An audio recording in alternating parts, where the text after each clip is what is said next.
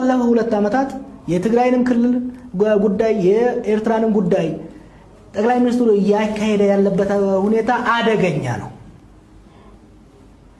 ትግራይ ውስጥ አይሶሌት የመደረግ ስሜት እያደገ የመጣበት ሁኔታ ነው ያለው። መሆን የነበረበት የማዕከሉ አመራር መሆን የነበረበት መቀሌንና አስመራን ሻዕቢያንና ወያኔን አስታርቆ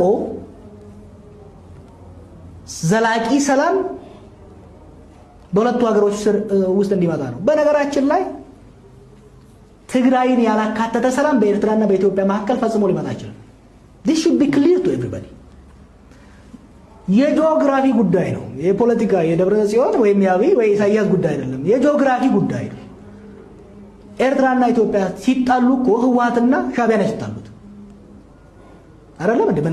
እኛ አይደለም ሄደን ተጣላ ነው ማገድ ሄደ እዛ ሄደን ተማገደን እንጂ ድንበሩስ የድንበር ጥል የሚባለውም እኮ የድንበር ጥልም የሚባለው 100% በትግራይና በኤርትራ ድንበር ላይ ያለ ነው።